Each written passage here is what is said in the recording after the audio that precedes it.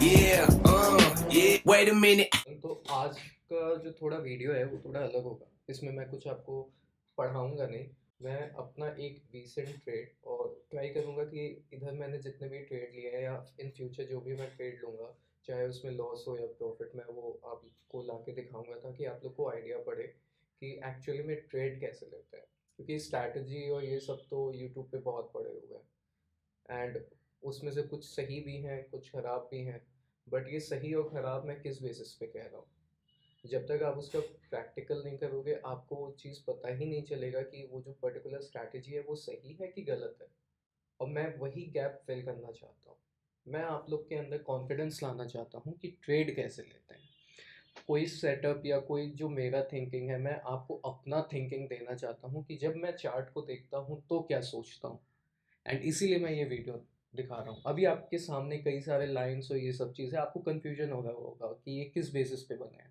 एक काम करते हैं, हम और आप एक पोजीशन पे जाते हैं जहाँ आपको भी समझ में आएगा, मुझे भी। इससे पहले का जो चीज़ है, मैं थोड़ा सा रिवाइंड कर देता हूँ। जो कैंडल आपको रेड दिख रही है, ठीक है, वो एक्चुअली नेगेटिव क्लोजिंग दी है। मान लो 10 रुपये का चीज़ 8 रुपये पे क्लोज हुआ है, ओपन 10 पे हुआ था, क्लोज 8 पे दिया है, तो वो नेगेटिव हुआ, प्राइस डिक्रीज हुआ, तो वो रेड कैंडल बन गया। ठीक है, ग्रीन कैंडल क्या है, जब पॉजिटिव में अप साइड पे जहाँ से ओपन हुआ है उसके अप साइड पे क्लोजिंग दे, तो उसे ग्रीन कैंडल बोलते हैं। अगर आपको डिमांड एंड सप्लाई जोन कैसे बनाना है वो नहीं जानते हो तो आप मेरा वीडियो चेकआउट करो, सप्लाई एंड डिमांड जोन वाला। उसमें मैंने सप्लाई जोन और डिमांड जोन कैसे बनाना है वो बताया है। एंड अगर आप वो चीज़ सीख लोगे तो आपको बहुत ज़्यादा कह सकते हो एडवांटेज मिल जाएगा बहुत सी चीज़ों में। बहुत लोग यहाँ पे ट्रेंड लाइन बनाना जानते होंगे, बहुत लोग यहाँ पे जोन बनाना जानते होंगे, बट कहाँ से प्रोबेबिलिटी ज़्यादा होता है रिएक्शन देने का।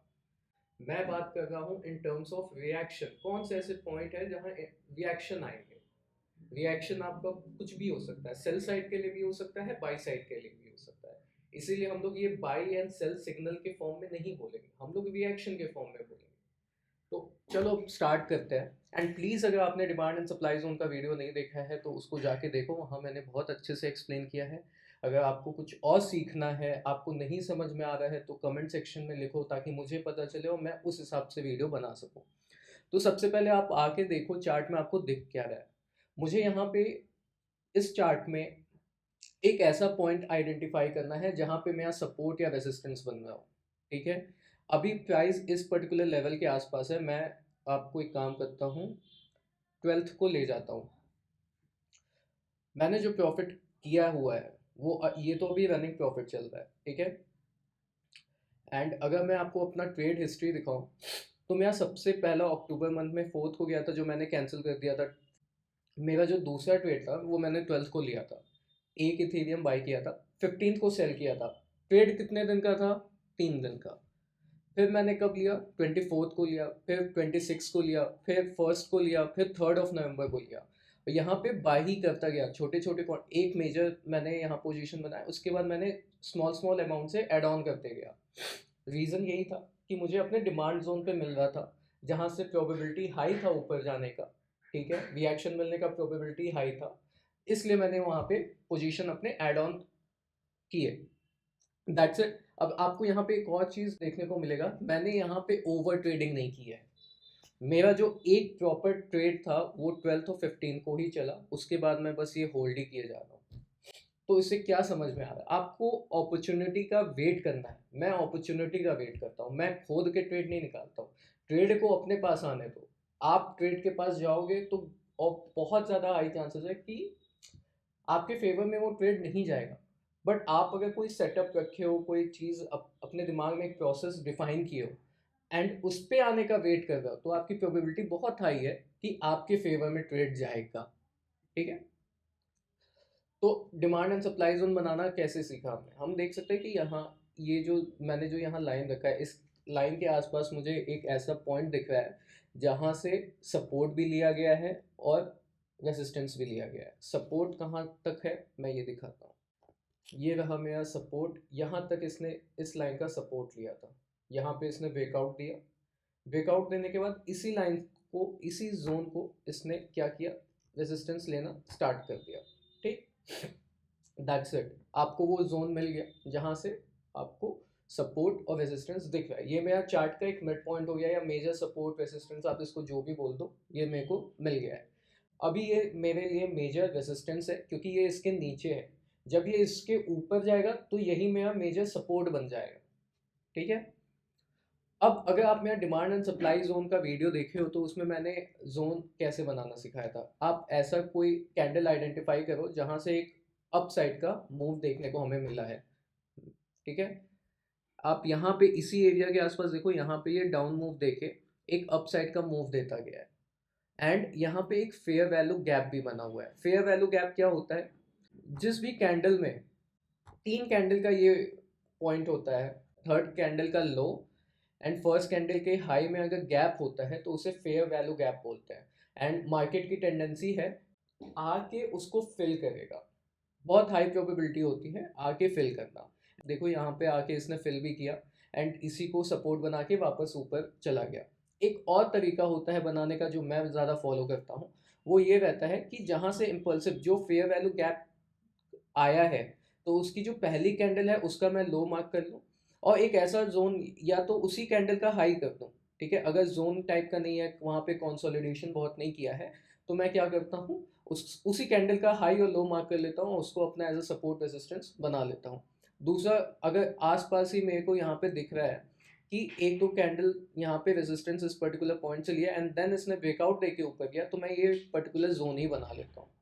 ये मेरा एक पर्टिकुलर जोन हो गया, ठीक है। अब मुझे ट्रेड किस बेसिस पे लेना है, जैसे ही ये इस पर्टिकुलर जोन में आएगा और मुझे कोई बाई साइड का सिग्नल मिलेगा, बाई साइड का सिग्नल मतलब कोई प्राइस एक्शन हो गया। फॉर एग्जांपल अगर यहाँ पे देखो तो आप यहाँ इस बेसिस पे ले सकते थे, ठीक है। ये एक पैटर्न हो गया कि इसके ऊपर ये यहाँ पे रेजिस्टेंस ले रहा था, डबल बॉटम क्रिएट किया एंड देन इसने एक इम्पल्सिव मूव दे दिया, खत्म। अब आ जाते हैं हम रीसेंट के ट्रेड पे। ये तो मैंने आपको बताया कि डिमांड एंड सप्लाई जोन बनाते कैसे हैं। अब हम आ जाते हैं 12th को, ये मेरा 12th वाला डेट है, ठीक। मैंने ये चीज़ बना दिया, यहाँ पे आप भी पहुँच गए कि कैसे बनाना है। अब मुझे यहाँ पे क्या दिख रहा है, मुझे यहाँ पे आइडेंटिफाई करना है कि कहाँ से एक इम्पल्सिव मूव आया है डिमांड एंड सप्लाई जोन दोनों साइड में।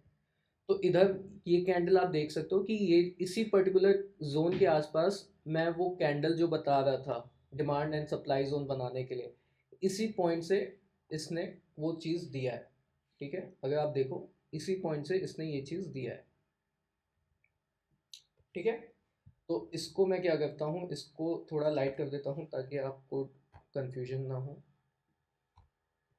ये मेरा जोन, मेजर जोन जो चल रहा था वो है, एंड ये मैंने जो नया क्रिएट किया था वो है। यहाँ पे फेयर वैल्यू गैप क्रिएटेड है, आप देख सकते हो। फर्स्ट कैंडल और थर्ड कैंडल में गैप क्रिएटेड है, और यहीं से आके इसी पॉइंट के आसपास आके इसने नीचे के लिए मूव दिया है। अब आपको ये भी ध्यान देना है कि ऑलरेडी मेरे पास एक मेजर सेलिंग जोन पड़ा हुआ है एंड उसका लाइन इधर ही कहीं पास कर रहा है, तो मैं उसको एक्सटेंड कर दूंगा वहाँ तक।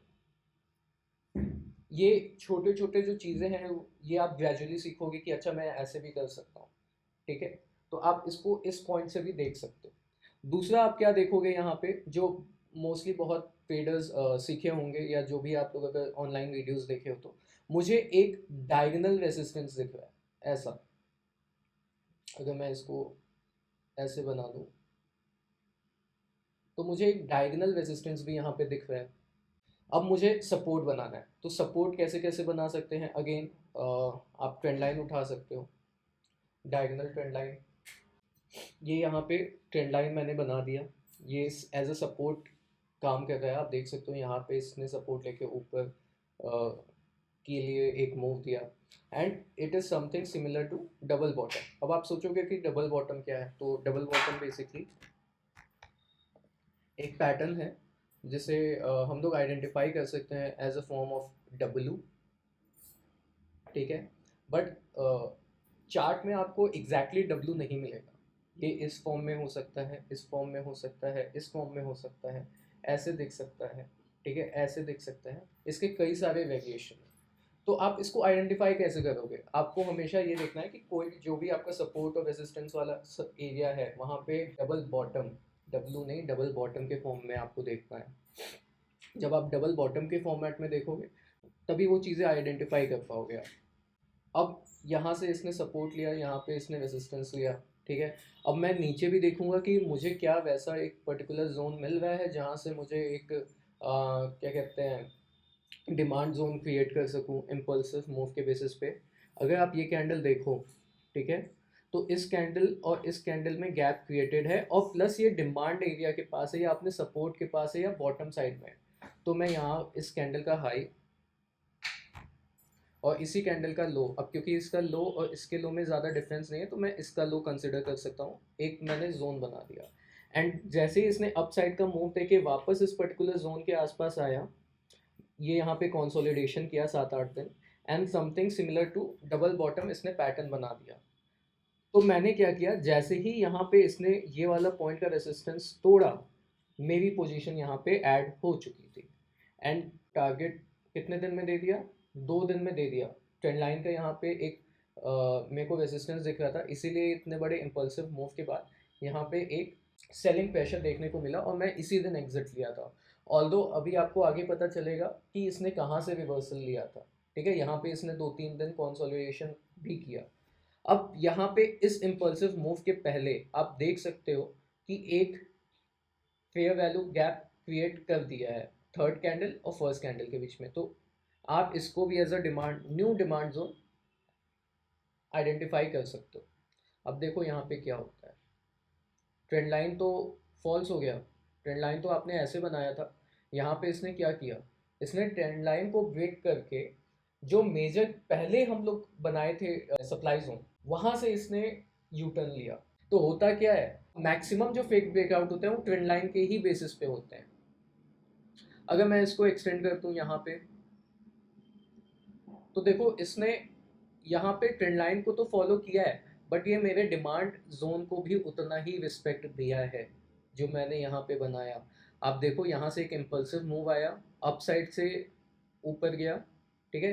देखो यहाँ पे एक इम्पल्सिव मूव आया, ऊपर गया, नीचे आया, इसी पर्टिकुलर पॉइंट से ये जो नया जोन बनाया, इसी पर्टिकुलर पॉइंट से ये रिवर्स लेके ऊपर चला गया एंड अगेन उसके बाद जब आया यहाँ से पोजीशंस न्यू ऐड किए एंड देन ऊपर गया।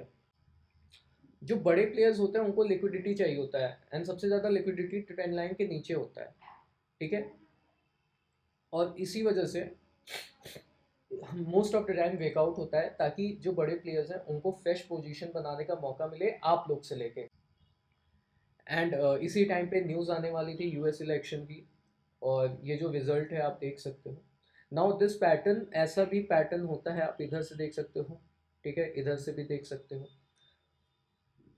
एक पॉइंट और जो मैं बताना भूल गया था वो ये है कि ये तो मैंने ये वाला जो ट्रेंड लाइन बना था ये तो मैंने 12 को देख के बनाया था। अभी जो देखेगा तो ट्रेंड लाइन किस बेसिस पे बनाएगा, वो ट्रेंड लाइन इस बेसिस पे बनाएगा।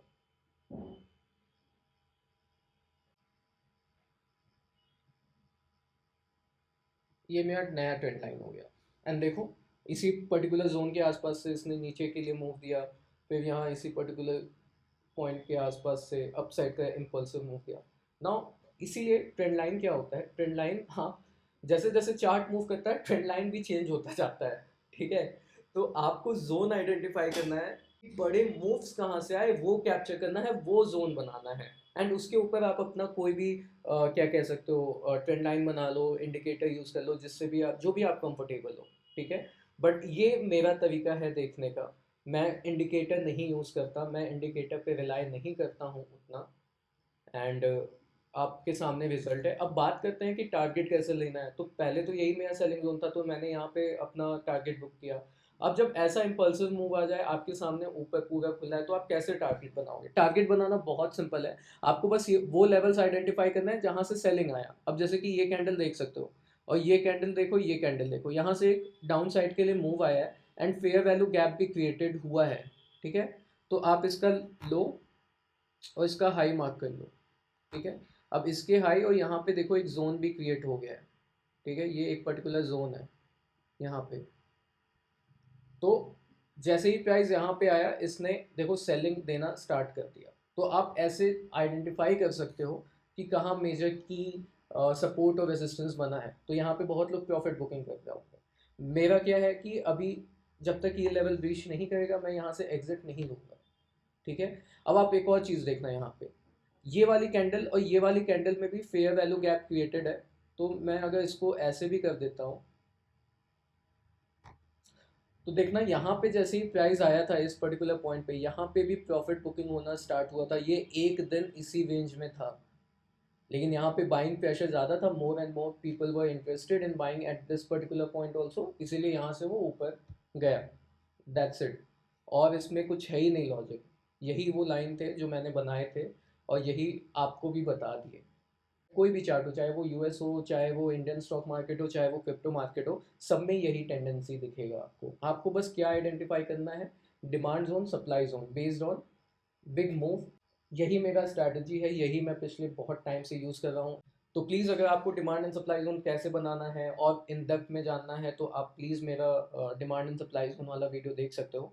इस वीडियो में अगर कोई डाउट है तो आप कमेंट सेक्शन में लिखो। कुछ इम्प्रूवमेंट चाहिए मैं समझाने के वे में, या कुछ समझ नहीं आया पॉइंट, तो उसको भी लिखो ताकि मुझे पता चले आपको चाहिए क्या, तो मैं उस हिसाब से वीडियो बनाऊंगा। And that's it for the video. Bye. Overtrade मत करना।